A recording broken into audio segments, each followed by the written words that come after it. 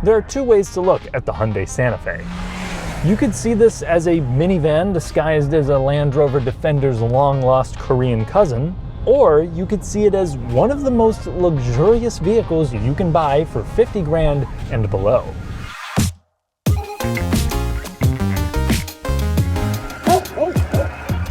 What makes a luxury vehicle?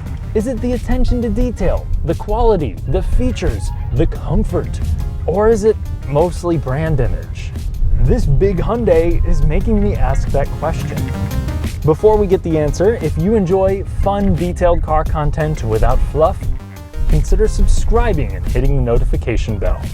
Thank you. Aesthetics are crucial to the upmarket equation, and when it comes to style, the Hyundai Santa Fe is trying really, really hard. I respect Hyundai's ambition. This stands out, but it's also derivative in a few ways. From some angles, I see Temu Land Rover Defender. From others, I see Ford Flex. Well, more like Ford Swole. This thing is 4,700 pounds.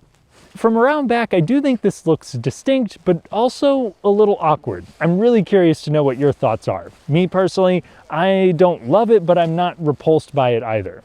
Now, what this has undeniably is a luxury feature set. Each car will come standard with remote start, proximity entry, and every trim will also have a power rear gate that is foot activated or lurk activated. If I just stand next to it for 3 seconds or so, it'll open right up. Plus, each car will get the full H treatment when it comes to the lighting. It can be found up front, around back, or even in the optional ambient lighting.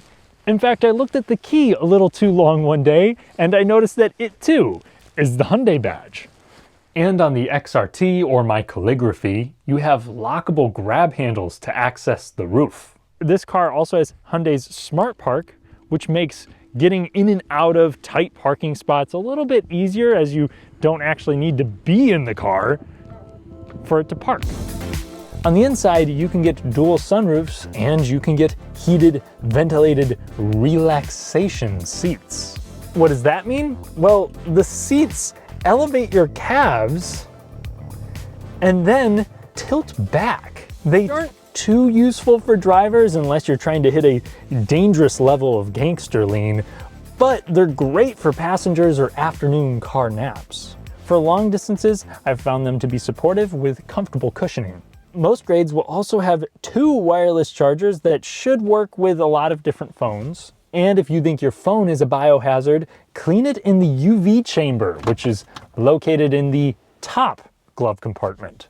But just throwing features at a car does not make it luxurious. It needs quality and attention to detail, which the Santa Fe also has. Maybe I'm being fooled, but this wood trim here is very convincing. And while I think a lot of the metallic looking pieces are plastic, they're finished very well. The build quality is solid, and I appreciate the Napa leather and suede headliner of the calligraphy. Even the 12-speaker Bose sound system is crisp enough at high volumes to compete with some mid-tier luxury setups. I've been in many cars that cost 20 grand more and don't feel this upscale. This is also competent in the tech department, but the ergonomics should be tweaked. Unless you get the base trim, you're gonna have partially digital climate controls, which can be a little difficult to use in motion, especially under direct sunlight. At least you do have some dials. I do really like this infotainment system. It is responsive with a pretty smart layout, but it is too far away. I'm 6'3", and when I'm in my comfortable driving position, I really have to reach for it. Because the digital gauge cluster is forced to be on the same panel too, some info is blocked by the top of the steering wheel with my driving position. And while I'm nitpicking, I do wish that the elbow rests were maybe a little bit more padded. I have some genuine complaints here, but the positives easily outweigh the negatives for me, especially when we consider the versatility. Not only do you have an upper and lower glove compartment, you have a storage cubby in between. The center console here has a bridge underneath with even more storage. And in a lot of places, there's a rubber bottom to help grip your stuff too. The cup holders can accommodate a wide variety of bottle sizes, and the center console can open from the front or the back. The absurd amount of cubbies continues into the rear. I also get great space a sunshade, heated rear seats, and power adjustment. So that way I can get great thigh support for a rear seat. This model even allows a rear seat occupant to move the passenger seat so that they can lounge out. Every other grade will have a normal bench setup. This calligraphy is the nicest grade with the best materials. However, if you're not hauling around executives, even mid-spec SEL or XRT models are nicely equipped with an upscale look on the inside. The Santa Fe also gets a standard third row, which is surprisingly adult friendly. The first 2 rows might need to adjust their leg room. If you want to fit 6-footers in every row, any adult in the back is not going to be too comfortable. But for kids, it should be great. You can get power outlets and charging ports back there. You can also get a rear AC control dial, which will allow you to turn up the fan speed in the 3rd row, which is funny because the 2nd row has no such adjustment. Behind the 3rd row, you still have a little bit of space left, but once you fold it, you have a nice long space that's fairly wide and tall, especially when you fold down the seats. Unfortunately, hybrid models do without a spare tire. If you're comparing this to a Subaru Outback, you'll be pleased, but vehicles like the Honda Passport or Pilot are more utilitarian. And that's okay, because the goal here was to be premium, and on the surface, 232 horsepower is not enough to achieve that.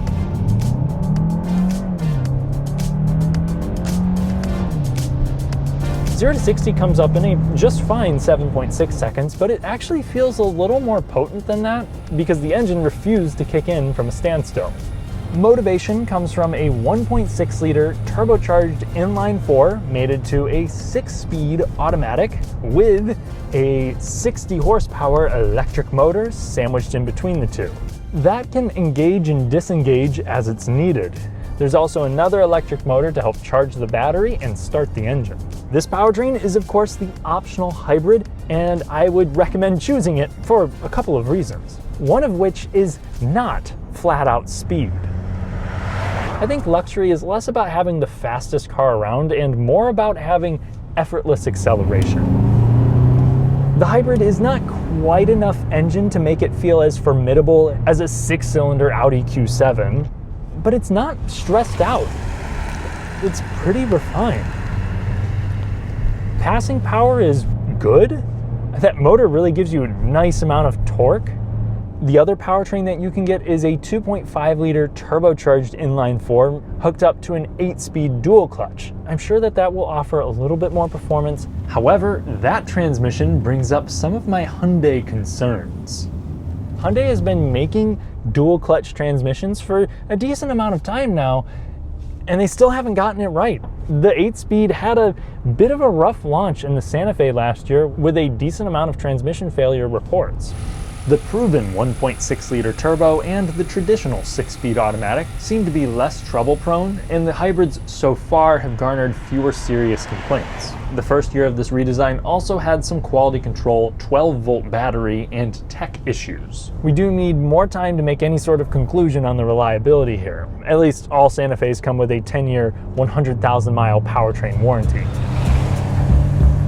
And while this doesn't have any fancy adaptive damping, the ride quality is also worthy of a more prestigious badge. This absorbs any imperfection with relative ease. This is smooth, it's forgiving, and at least without driving every one of its competitors back to back, I think this ride quality could be best in class. This is also approachable on the road despite its imposing size. The steering in eco mode is light, it feels precise, the turning circle isn't half bad. But bring it up to higher speed, and yeah, you begin to feel the weight. Body roll is a close friend here. The steering in sport mode I think is still well weighted, and I actually kind of like how it builds up. However, it still very much feels like a larger SUV. It doesn't change direction very quick, and it's completely numb. If the road isn't perfect, the suspension can also start to waft over things. That's where I think you're going to notice the difference between this and some luxury SUVs. They feel a little more confident when you're pushing them. Compared to something like a Subaru Outback, this feels heavier, but I do think for most people interested in this, it'll meet their expectations. Unlike a lot of vehicles with excessive styling elements, the Santa Fe is pretty easy to see out of. The pillars here up front are small, the belt line is reasonable, and while there are some thick pillars in the back, you do have standard blind spot monitoring to help, along with optional cameras to really make sure that nobody can sneak up on you. Another thing that this does well is highway cruising. Road and wind noise are well muffled, and the adaptive cruise control and lane centering work well. This should eat up miles with ease, but what if the pavement has been consumed by the weather? While a lot of luxury vehicles do use a special all-wheel drive system with torque vectoring, or they have a rear bias setup, the Santa Fe is more traditional crossover. It's front-wheel drive as standard, and then you can opt for Hyundai's H-Trek all-wheel drive system, which, like many of its competitors, is not a true full-time system. I have the opportunity to drive it through about 7 inches of snow. While it does pretty well in any all-wheel drive mode, I have been shutting off the traction control and putting it into its 4-wheel drive lock mode to help get the best results. So this is going to use a multi-plate wet clutch as a center differential. It's not a true mechanical diff. And the lock button isn't actually locking the system, it's just telling the all-wheel drive system to transfer the maximum of 50% of torque to the rear wheels. So to test that out, we'll go up this grade that might be similar to, I don't know, a steep driveway. She's fighting. It really doesn't have any problem getting up to speed. And if you're wondering whether or not this will drift, yes. You can get the XRT trim, which will give you an extra 1.25 inches of ground clearance and more beefy tires, but some others in the class like the Grand Cherokee or the Passport have both more sophisticated all-wheel drive systems and proper torque vectoring, whereas this just has brake vectoring. So if I really manage to get this thing stuck, it tries to put down the power, but really it's just braking whatever wheel it senses is spinning and redirecting some of the torque to the other side. The Santa Fe has made for a great winter companion. Just look elsewhere if you're seeking an off-roader or a polar. Its maximum towing capacity is bested by most midsize SUVs, especially in hybrid form. The Santa Fe is not perfect, but it has decimated my expectations. I want to film a comparison with the Santa Fe at some point because this, in several areas, feels like it's doing things better than all of its competitors. And in some ways, I think it's nicer than a few actual luxury SUVs. If this had a more prestigious badge on the steering wheel, I might bat my eye after driving it on some twisty roads, but otherwise I would be fully duped. This could hold its own against some vehicles from Cadillac, Lexus, or Audi, but I'm not sure that matters. I don't believe that Hyundai is on the radar of those buyers, the same way that I don't see the new Mazda CX-70 or 90 stealing BMW customers. However, unlike the Mazdas, the Santa Fe has big mainstream appeal. It's cheap to run, highly practical, comfortable, easy to drive, and priced better than a lot of midsize SUVs before considering its insane feature set. Sure, it's not as rugged as some of the vehicles it tries to resemble, and it's just modest under the hood. But for real people, this is attainable luxury at its best, if it proves reliable, or you lease it. Thanks for watching, and thank you to my channel members for helping me improve my videos. Consider joining for additional content. I'll catch you in the next one.